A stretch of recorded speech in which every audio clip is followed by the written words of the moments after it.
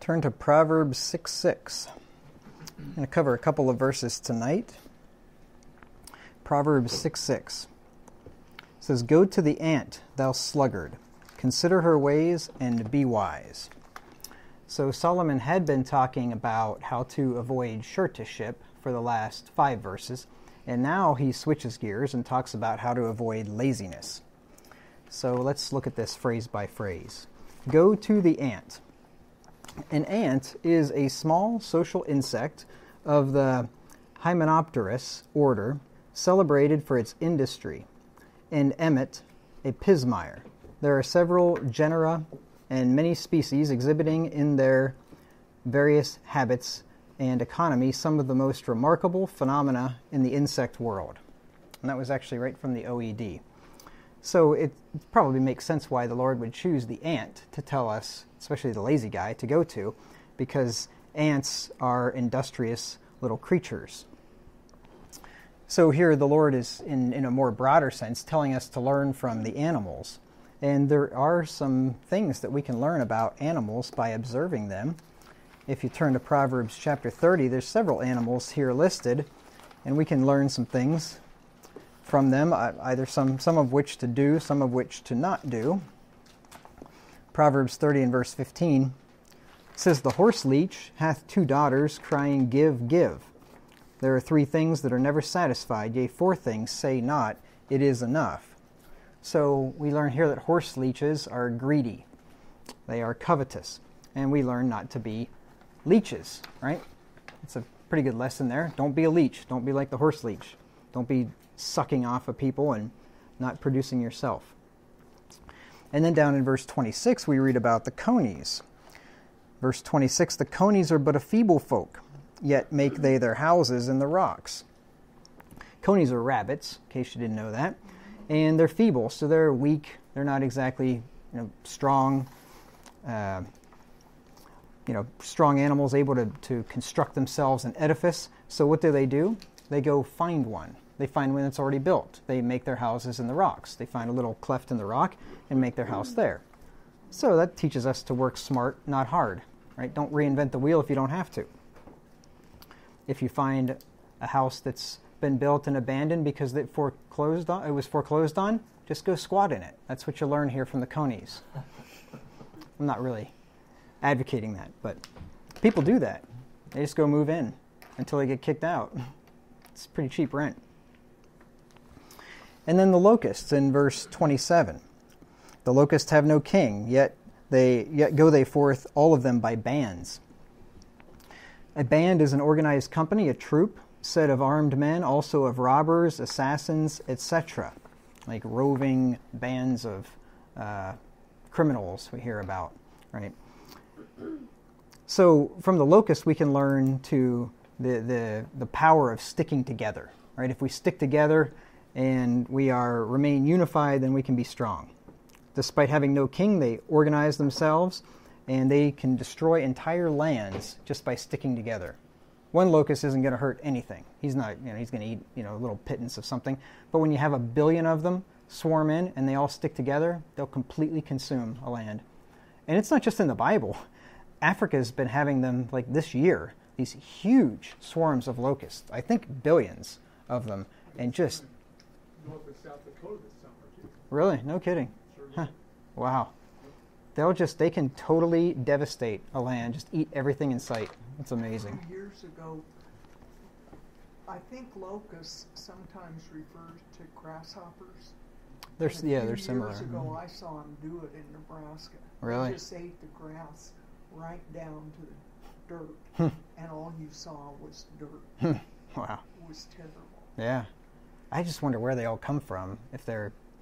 In Nebraska, they actually came up out of the dirt. Eggs had been laying in the dirt, waiting for years.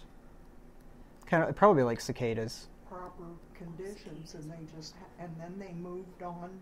Yeah, and probably laid eggs somewhere else and died, and then there'll be another recurring of them eventually. It's like cicadas every 7 years or 17 years.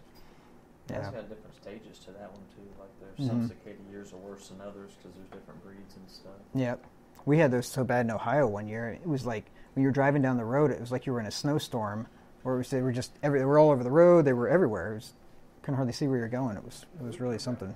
We came back from Colorado, was it 2 years ago? And for 3-4 miles, our truck looked like a mess because of the grasshoppers and stuff we hit. Oh yeah. Hundreds of them.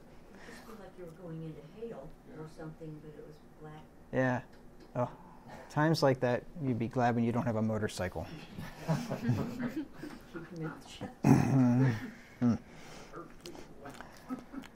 And then we have spiders in verse 28. It says, "A spider taketh hold with her hands and is in kings' palaces." So spiders are small and despised, at least by me they are, but yet they live in a much nicer place than I do, or at least some of them do. They can. So they teach us how to creep in to somebody else's place unawares and stay with them and just make sure they don't find out about you. I'm kidding, obviously. Everybody's looking at me like, yeah, that's good advice, Pastor. Yeah. Yeah. Oh, my dry sense of humor that nobody gets. I got it.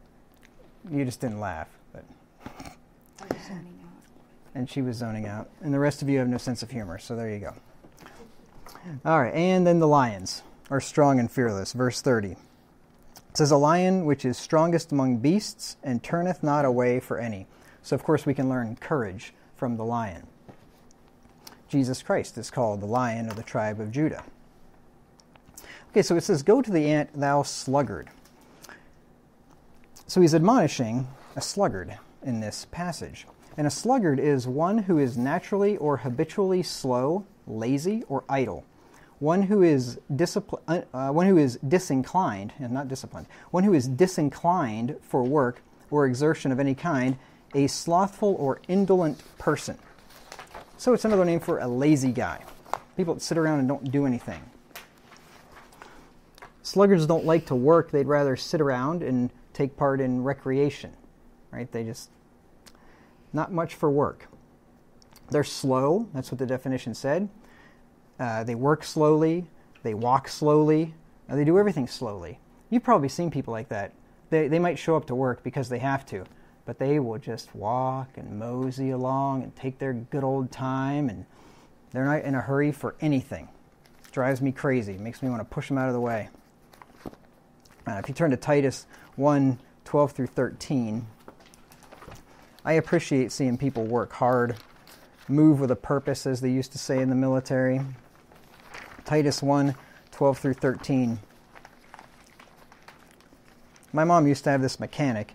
You'd go to this guy's shop, and he was working and working out at the same time because he would almost sprint from place to place. The guy would move so quickly, he was wasting no time, working for himself, of course. But he was a diligent guy, clearly, just by the way he walked. Titus 1:12 through 13 says, one of themselves, even a prophet of their own, said, "The Cretians are always liars, evil beasts, slow bellies. This witness is true. Wherefore rebuke them sharply, that they may be sound in the faith." So these Cretians had a bad reputation that preceded them. They were slow bellies. In other words, they were sluggards. They were slow, lazy, indolent. And Paul says that the preacher was supposed to rebuke them sharply that they may be sound in the faith.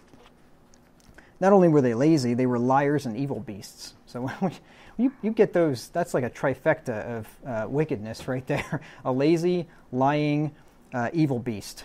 Not exactly a good church member to have, I wouldn't think. So yeah, no wonder Titus was supposed to rebuke them sharply. So sluggards are lazy and worthless. I'm just going to show you what the scripture says, what Proverbs says about sluggards. First of all, Proverbs 6:9, which we'll get to here in a couple of, maybe next time, I think. Proverbs 6 and verse 9. It says, "How long wilt thou sleep, O sluggard? When wilt thou arise out of thy sleep?" So sluggards love to sleep a lot. They sleep in. They just toss and turn. They don't want to get up. They're just lazy. That's all. But they've always got an excuse. "Oh, I'm tired. I'm just so tired. I just don't feel like I can get up." No, you're lazy. That's what your problem is. I mean, we're all tired. I'm tired when I get up. I'm not a natural morning person. I get up at 5 o'clock every morning. I'm not a morning person. I hate getting up. It's miserable. Every time I get up, I drag myself out of bed. set the alarm. I just do it because I got stuff to do. I mean, I don't want to sleep my life away. Sluggards will let you down if you count on them to do something. Proverbs 10 and verse 26.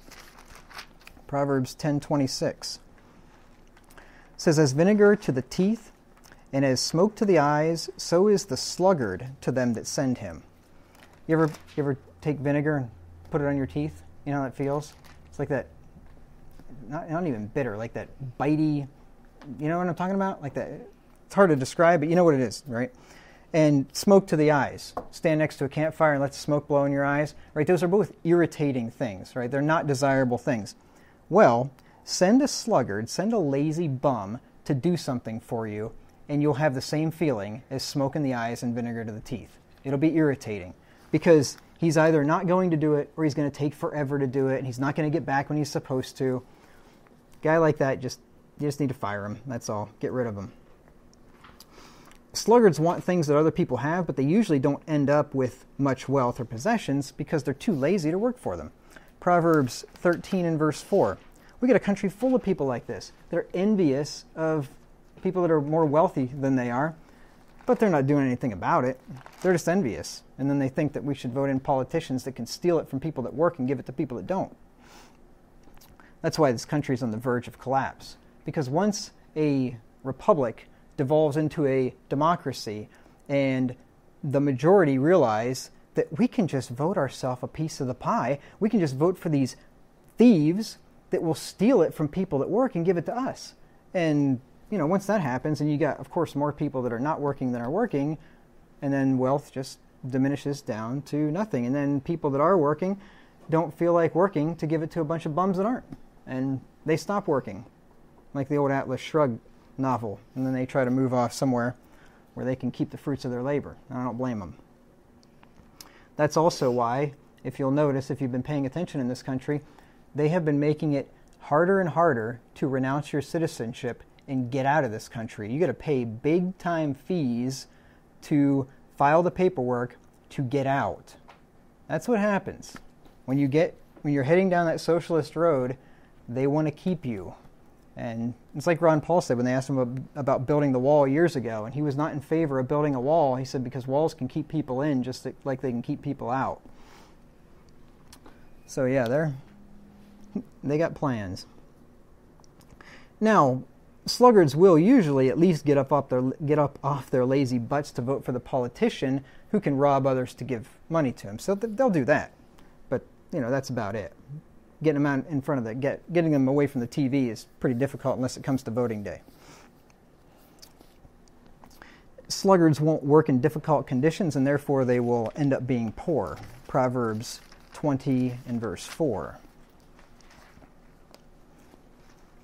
It's funny, in this country there's a real divide, because on one hand you have a lot of Americans work more hours than I think pretty much anybody else on the globe. You got people that are just workaholics and work like crazy and take their work home, and they're super diligent and industrious. And then you have the other half of the population that are a bunch of lazy bums. And it seems like there's not a whole lot of middle road in between those two. You got the really diligent and the really lazy in this country. Proverbs 20 and verse 4 says, "The sluggard will not plow by reason of the cold, therefore shall he beg and harvest, and have nothing." You see, this is the way it used to work when you didn't plow. Oh, it's cold out there. I don't want to get out yet. I'll just wait. I'll wait to get my crop put in.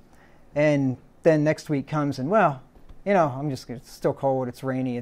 I don't feel like it now. And before you know it, it's too late. And then harvest comes and you have nothing. And back in the old days, before we had socialist utopias, when you did something like that, you begged and had nothing. Nowadays, you just sign up for welfare. That's all. Totally different. I've told this story before, but it's been quite a while, so I'll tell it again. It's good to have Bible verses memorized that will condemn you when you want to do something stupid. Back when I lived in Pennsylvania, years ago, probably in 2007, I would say, I had this old Ford Escort, and I was driving home in the middle of a quite awful snowstorm, and my car was barely running. It was like hitting on 2 cylinders or something, and just running terribly. And So when I got home and where I lived, I mean, you barely make it through the driveway. There's so much snow. And then I had to run, walk down to the house through the yard through, a foot of snow or something. And by the time I got in the house, I didn't want to go out and do anything. And I just kept thinking about that car. I'm like, whatever, I'm just going to drive it. I don't care if it blows up. It's old. I'm just done with it. And then that verse ran through my head. The sluggard will not plow by reason of the cold, therefore shall he beg and harvest and have nothing. So I threw my coat back on and I went up there and popped the hood in the middle of the snowstorm and looked and see if I can find out what's wrong. And all it was a spark plug wire had come out of the clip and was lying on the exhaust manifold, shorting out. And I just picked it up, put it back in the connector, and that was it. That's all I had to do. Now, if I'd have been a lazy idiot, I could have just driven it and blown it up, or I could have spent 2 seconds and put it back in the clip. And then eventually got a new spark plug wire for it, but I didn't even really need to do that, not immediately anyway. So, just a good idea to have Bible verses memorized, so they will stop you dead in your tracks when you're thinking of doing something dumb. Then sluggards will not work in difficult conditions. Oh, I already said that. They also have an excuse for their laziness. And they think that they're smarter than everybody else who's trying to give them reasons why they should be working. Proverbs 26 and verse 16. That's the things with lazy people. They always have an excuse, and they always think they're smarter than everybody else. And when everybody else tells them what they should be doing, you really should be working. Oh, no, I don't need to because of this and that, whatever, some reason why I shouldn't be working. Proverbs 26 and verse 16. It says, the sluggard is wiser in his own conceit than 7 men that can render a reason. He's got 7 sharp, wise friends that can tell him why he ought to be working. And nope, these guys are all stupid. They don't know. I don't need to be working. That's the way sluggards work. Now, a sluggard has a large brain compared to an ant. All right, compared to an ant, he's got a pretty big brain. An ant has a brain that is 1,000,000 times smaller than a sluggard. I have a quote here that'll demonstrate that. This is from Science in a publication called Science in Poland. It was called Small Ants and Their Big Brains.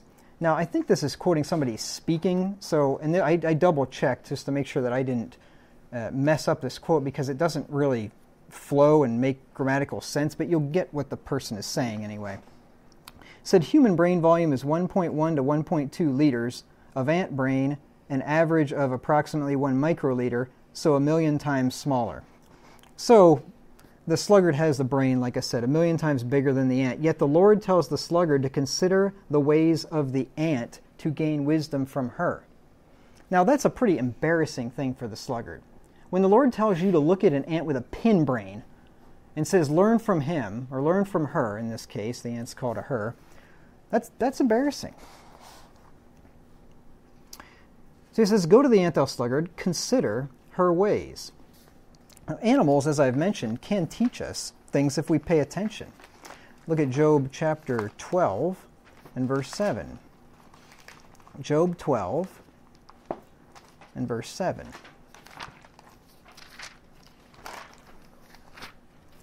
There is an epidemic out there, far more dangerous than COVID, of millennials not working, staying in their parents' basement. There's a record number of millennials living with their parents now. Now, I get, there is a lot of unemployment right now because of the scamdemic. But this was a pattern that happened before the scamdemic. And these parents that allow that to happen are just stupid fools. They had to kick them out. Just tell them, you have 1 month and you are out. I don't care if you're sleeping on the street. I don't care what happens to you. You are out. Get out of my house. Because they've got all these student loans, Yeah. that Right. they're trying to get forgiven. Yeah, and they probably will. They're so educated to figure it out. Yeah, educated fools. I want a refund. A refund, yeah. Well, that's the moral hazard of the forgiving student loans, because the people that didn't pay for them are going to get them forgiven, and the people that did are going to be the suckers.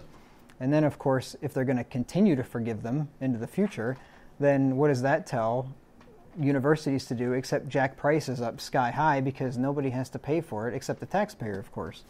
So yeah, that's a disastrous policy. Job 12 and verse 7. But you know what? Being hungry is a really good incentive to work. And if parents just said, you are out, 1 month you're out, I don't care if you starve to death, you are out of here, I guarantee you those kids would start working or stealing or something, but they wouldn't be in the house anymore, put it that way. Job 7 and verse 12. 12:7. Job 7, 12:7, thank you. 12:7. But ask now the beasts, and they shall teach thee, and the fowls of the air, and they shall tell thee. Or speak to the earth, and it shall teach thee, and the fishes of the sea shall declare unto thee. So yeah, if you need to know, boy, should I be working or should I not? Well, just go talk to the beasts. Go talk to the ants. They'll tell you. It said, consider her ways. Consider means to view or contemplate attentively, to survey, examine, inspect, scrutinize. So scrutinize, contemplate the way of the ant. That's what the Lord is telling the sluggard to do. Get off his lazy butt, go to an anthill, and watch the ants work. And when you see how they work, you say, boy, if a little ant with a pin brain can do it, I probably can too, and I should be. That's what he's telling us to do. As he watches, he should contemplate attentively and scrutinize how they work diligently and cooperate with others to provide for themselves. Because there is two things with the ants. They work hard and they cooperate. They work with other ants to achieve their goals. So here are some of the things a sluggard can learn from ants. And I think this is pretty neat, interesting stuff. Ants are one of the world's strongest creatures by size. This is a quote from an article called 10 Fascinating Facts About Ants from ThoughtCo. It says, ants can carry objects 50 times their own body weight in their jaws. Relative to their size, their muscles are thicker than those of larger animals, even humans. This ratio enables them to produce more force and carry larger objects. If you had muscles in the proportions of ants, you'd be able to heave a Hyundai over your head. That's a car. So if you had muscles that were proportionately strong to an ant, you could take a car and lift it up over your head and carry it. Think about that. That shows you how strong an ant is.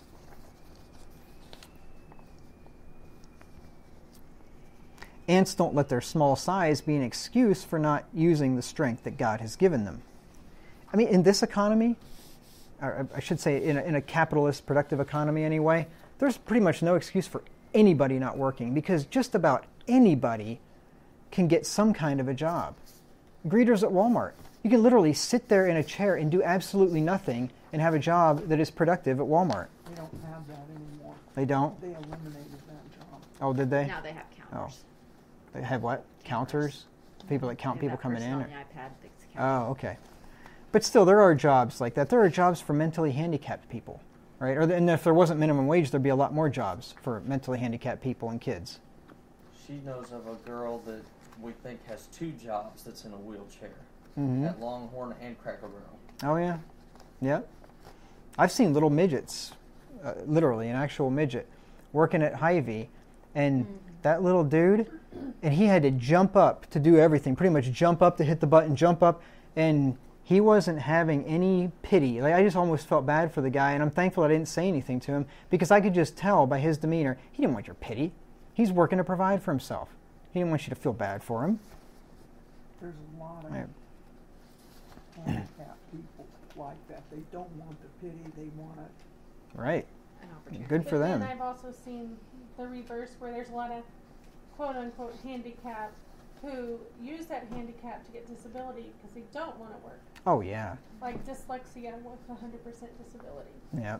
Yeah, that's another epidemic in this country. And really, since the Great Recession, the number of people on disability skyrocketed because once they ran out of unemployment, then all of a sudden they're disabled. Oh, I can't work because my back hurts or because of this or that. So, yep. There's going to be a day of reckoning coming one of these days. Mark my words. Ants are farmers who work smart and hard to provide for themselves. This is interesting. I did not know that ants were farmers. I cut just a little section out of this. You see that little ellipsis there? I cut a little section out of this quote because they talked about 100 million years ago, all this BS, and I just didn't even feel like reading it. It says here, fungus farming ants used sophisticated horticulture techniques to enhance their crop yields, including secreting chemicals with antibiotic properties to inhibit mold growth and devising fertilization protocols using manure. Well, think about that. Ants figured out all that stuff. Of course, it was programmed into them by the Lord. But still, go to the Ant Thou Sluggard. Look at how he does it. He doesn't need Monsanto seeds. He goes out there and does it the old-fashioned way. Uses fertilizer and uses his antibiotics that he produces to keep the mold from growing. Ants go in search of food, and then they lead others to it instead of relying on a government handout. You see, they don't just sit at home waiting for a check. They go out there and look for work. It says, by following pheromone trails laid by scout ants from their colony, foraging ants can gather and store food efficiently. A scout ant first leaves the nest in search of food, wandering somewhat randomly until it discovers something edible. It then consumes some of the food and returns to the nest in a direct line. It seems scout ants can observe and recall visual cues that enable them to navigate quickly back to the nest. Along the return route, the scout ant leaves a trail of pheromones, which are special scents they secrete that guide their nestmates to the food. The foraging ants then follow the path designated by the scout ant, each one adding more scent to the trail to reinforce it for others. Worker ants continue walking back and forth along the trail until the food source is depleted. This is absolutely fascinating how they do this. And I've actually witnessed this myself. I just told this story the other day to somebody. We had mice in our apartment back in Minnesota, and we set mouse traps with peanut butter on them, and I kept noticing the peanut butter was gone, completely cleaned off. I mean, there was absolutely not one little scintilla of peanut butter on that mouse trap, and I just thought, how in the world can a mouse do that? And then one day I walk over there and I look, and there's a trail of ants going to the mouse trap. That little scout ant found the peanut butter, went back to the other ones, and they all just marched out there back and forth and ate all the peanut butter off the trap. Completely cleaned it up. That's pretty clever. Go to the ant, thou sluggard. This is my exhortation to all the lazy, entitled Americans out there. Go to the ant, thou sluggard. Ants form relationships with other animals and plants to achieve their goals rather than building a relationship with the government. It says ant plants, or myrmecophytes. I think that's how you say that. Myrmecophytes are plants that have naturally occurring hollows in which ants can take their shelter or feed. These cavities may be hollow thorns, stems, or even leaf petioles, if that's how you pronounce that. The ants live in the hollows, feeding on sugary plant secretions or the excretions of sap-sucking insects. What does a plant get for providing such luxurious accommodations? The ants defend the host plant from herbivorous mammals and insects, and may even prune away parasitic plants that attempt to grow on it. So the ants aren't just looking for a free lunch. They're not looking for free rent. They're living someplace and working to make their way. Kind of like the people that live in an apartment complex that are maintenance guys. They live there for free, but they work, right, for their keep. This is what these ants do. They live in these little hollows of these plants, and they eat what the sugary secretions that the plant produces, and in exchange, they fend off other mammals and insects that want to eat the plant. So they're little defense guys, as well as eaters. Then the article continues. It says ants will do just about anything to get the sugary secretions of sap-sucking insects, such as aphids or leafhoppers. To keep the honeydew in close supply, some ants herd aphids, carrying the soft-bodied pest from plant to plant. Leafhoppers sometimes take advantage of this nurturing tendency in ants and leave their young to be raised by the ants. This allows the leafhoppers to raise another brood. Just think about this. The ants are so wise that they grab these lazy aphids and leafhoppers that are too lazy to go over there and get the sugary secretions on their own. They go and grab the leafhopper, carry him over and say, all right, start eating and start making this secretion stuff that I can eat. And then the leafhopper says, has a bunch of kids and decides, you know what, I'll just let you ants raise the kids and I'm going to go raise some other ones. That's incredible. Think about that. They are going to make sure they get what they want by using others to get what they want. So it's a symbiotic relationship. This would be kind of like busing lazy bums to work. These bums won't go to work on their own, but if you get them on a bus and you take them there and drop them off, then they'll work all day and then you can take them back home. Kind of like these churches with bus ministries. They bus in these bums to go to church and then bus them back, and hopefully that they'll, make a Christian out of them or something. That's what they do. It works for the ants. I'm not sure it works for church ministries, but I shouldn't say bum. It's usually little kids that they're busing in, attempting to get their parents to bring them in, on their own. So, and then ants have the fastest movement among animals. I thought this was pretty interesting too. This is an article from National Geographic Kids. It's called 10 Cool Facts About Ants. It says the aptly named species of trapjaw ant can close its jaws at 140 miles per hour, which it uses to kill its prey or injure predators. So that's pretty incredible. So they can't run all that fast, but they can snap their jaws really fast and use it to get themselves some food. They're not slow and lazy like the sluggard. The sluggard, he puts his hand in his bosom, won't even bring it to his mouth again. He's so darn lazy, he won't even feed himself. Not the ant. There are also some habits and tactics in ants that we don't want to emulate. Some ants actually kidnap other ants and force them into slavery, believe it or not. I'll read you this quote here. This is from the ThoughtCo article. It says, quite a few ant species take captives from other ant species, forcing them to do chores for their own colony. Honeypot ants even enslave ants of the same species, taking individuals from foreign colonies to do their bidding. Polyergus queens, also known as Amazon ants, raid the colonies of unsuspecting Formica ants. The Amazon queen finds and kills the Formica queen, then enslaves the Formica workers. The enslaved workers help the usurping queen rear her own brood. When her Polyergus offspring reach adulthood, their sole purpose is to raid other Formica colonies and bring back their pupae, ensuring a steady supply of enslaved workers. So I guess it's not only ants that enslave some of their own to get their work done. Human beings have done this for forever.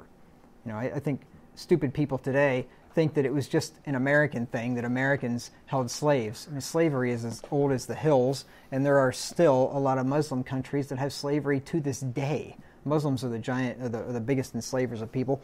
But anyway, the ant figured out slavery too. I just think that's pretty funny. They just go in there and haul them off and put them to work. So it says, go to the Ant Thou Sluggard, consider her ways, and be wise.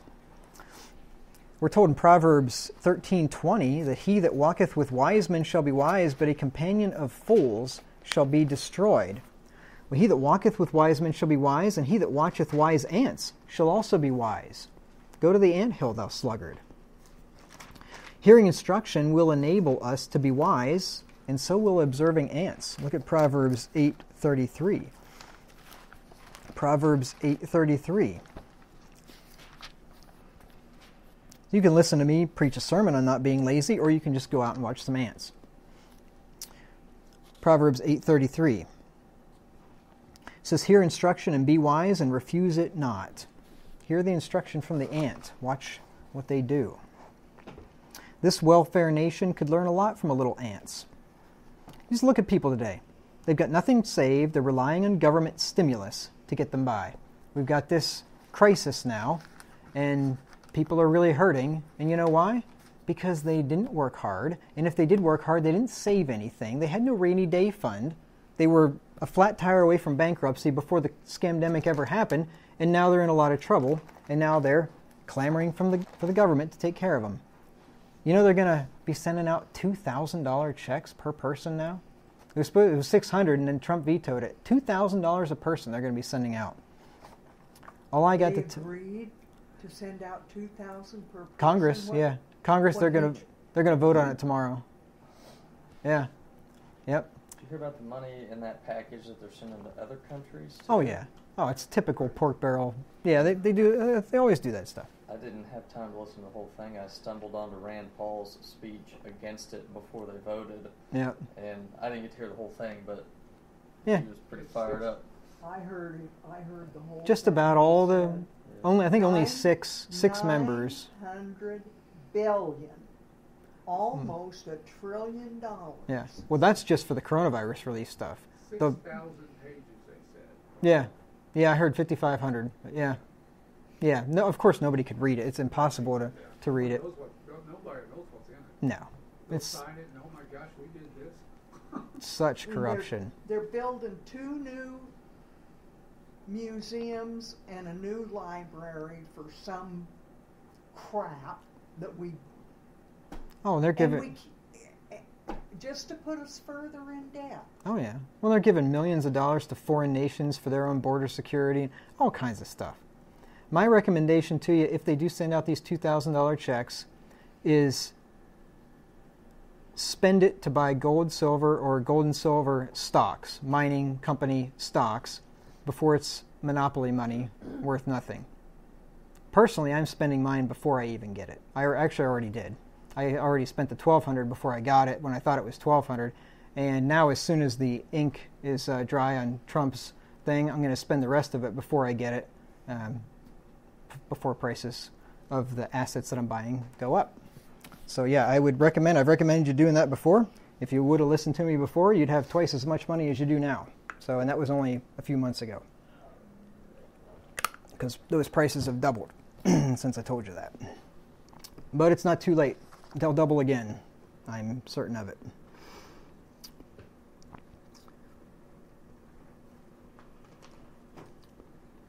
Now, it's not only the young that need to learn to be wise. Some people in the latter end of life need to learn to be wise too. It's not just young people that are fools these days. Proverbs 19 and verse 20. Hear counsel and receive instruction that thou mayest be wise in thy latter end. So this is talking to old people that are in the latter end of their lives. They need to hear counsel and be wise as well. Because there's a lot of old people in this country who never learn to lay up for the time to come when they can't work. A lot of people. It's because everybody has been conditioned to think the government's going to take care of me when I get old. And nobody saves any money. Nobody provides for themselves anymore. And it's going to come back to bite them. Both young and old in this country need to go to the ant and learn from her how to be wise, how to work hard, how to provide for themselves, and how to save up wealth during the summer and harvest of life so that they will have enough to carry them through the winter of life. Proverbs 6 through 8. I'll have more to say about this next week when we get to verse 8. Go to the Ant Thou Sluggard, consider her ways and be wise, which having no guide, overseer, or ruler, provideth her meat in the summer and gathereth her food in the harvest. So yes, people need to learn to work hard and provide and save during the summer and harvest so you can make it through the winter of life. And I'll talk about that, like I said, next week, Lord willing.